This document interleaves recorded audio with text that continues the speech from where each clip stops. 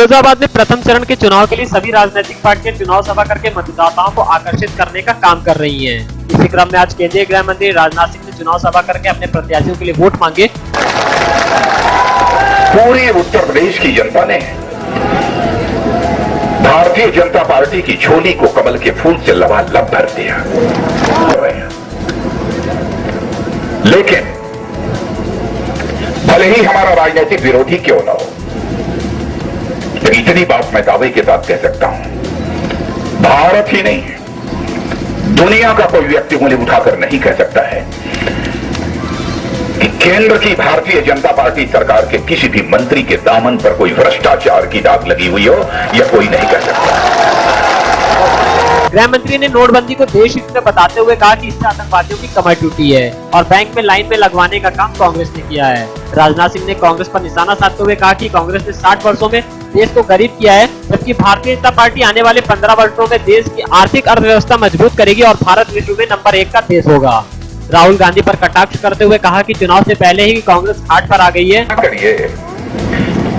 जो पार्टी चुनाव के 4-6 महीने पहले ही खाट पकड़ ली, वो पार्टी अब चुनाव क्या लड़ेगी। राजनाथ सिंह ने समाजवादी पार्टी पर निशाना साधते हुए कहा कि उनकी सरकार में किसानों का शोषण हुआ है और हम किसानों को खुशहाल करने का काम कर रहे हैं। इनके तो चुनाव के पहले ही हौसले पस्त हो गए हैं। आपने नहीं देखा, समाजवादी पार्टी और कांग्रेस पार्टी दोनों मिल गए हैं, सगाई हो गई। लेकिन मुलायम सिंह जी ने कहा कि कांग्रेस का जिंदगी भर में विरोध करता रहा, हमारे बेटे ने क्या कर दिया। हमारे बेटे ने पूरे हमारे जिंदगी भर की कमाई पर पानी फेर दिया। क्या गुजरती होगी उस मुलायम सिंह जी के ऊपर, कल्पना करिए। और यहाँ के मुख्यमंत्री को भी गठबंधन करना ही था, सगाई करना ही था कि मजबूत पार्टी से किए होते। भाई आदमी कमजोर हो जाता है तो उसको मजबूत बैसाखी चाहिए, कोई कमजोर बैसाखी लगाकर चलेगा तो कभी न कभी हड्डी पसली टूटनी ही है।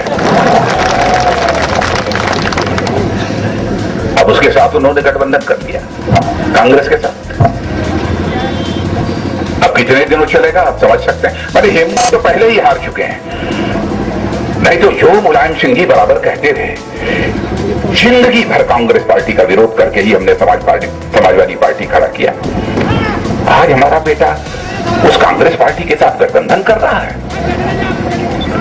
साथ सम्मेलन में जाना था, मैं नहीं जा रहा था। आतंकवादियों ने विरोध किया तो पाकिस्तान की धरती पर जाकर उनका नकाब उतार कर आया हूँ। बहनों भाइयों, मैं जाना नहीं चाहता था,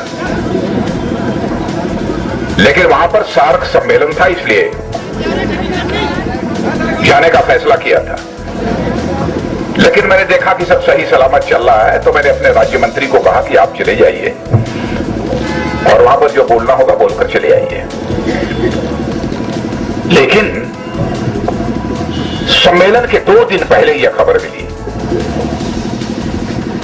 कि वहां पर सारे आतंकवादी निकलकर और आतंकवादियों के सरगना वहां पर प्रधानमंत्री के खिलाफ और हमारे खिलाफ नारेबाजी कर रहे हैं और यह चुनौती दे रहे हैं कि हम भारत के गृह मंत्री को पाकिस्तान की सीमा में प्रवेश नहीं करने देंगे।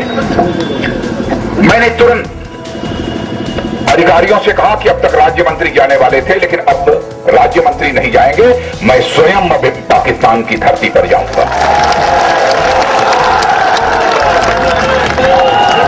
इतना बेनकाब कर सकता था सारी दुनिया के सामने, उस पाकिस्तान को बेनकाब करने का काम किया। मैंने कहा बंद होना चाहिए आतंकवाद का सिलसिला। तो भाइयों, कि हमारी सरकार आपका मस्तक किसी भी सूरत में झुकने नहीं देगी। लेकिन ये मैं कहना चाहता हूं कांग्रेस के लोगों से, सपा बसपा के लोगों से, यदि दम है तो भारतीय जनता पार्टी के नेताओं पर भ्रष्टाचार का आरोप लगाकर दिखा दो।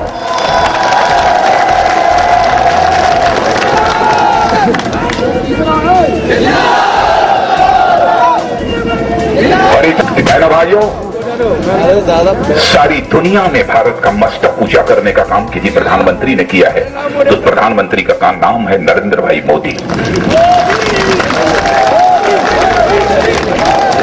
और इतना है नहीं, आपने देखा हमारा पड़ोसी देश पाकिस्तान वहां से आतंकवादी आकर भारत की सीमा में घुसकर हमारे रात को सोए हुए सेना के जवानों पर कायराना हमला कर उन्हें मार डाला। प्रधानमंत्री जी के साथ हम लोग बैठे, दृढ़ निश्चय का परिचय देते हुए प्रधानमंत्री जी ने कहा कि राजनाथ सिंह, अब कुछ न कुछ तो हो जाना चाहिए।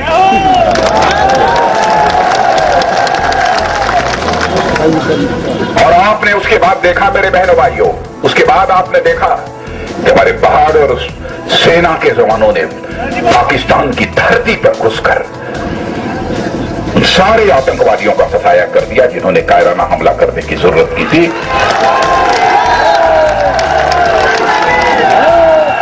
हौसले पस्त कर दिए। हमने सारी दुनिया को संदेश दे दिया कि अब यह भारत कमजोर भारत नहीं रहा है, भारत अब यह हमारा मजबूत भारत हो गया है।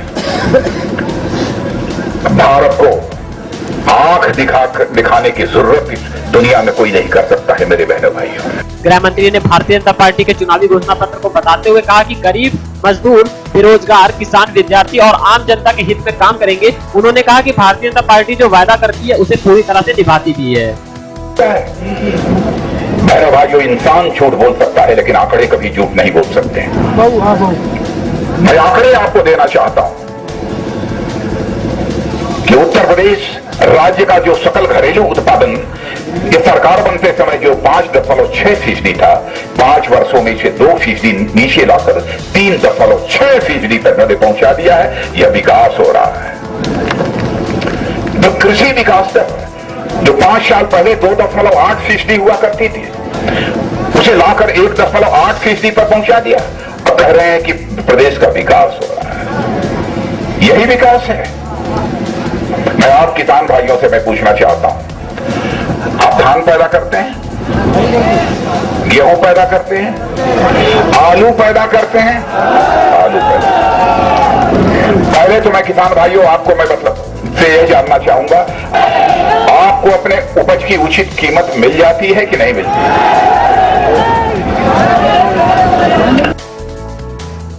फिरोजाबाद से सी न्यूज रिपोर्टर गगन बिहारी की रिपोर्ट।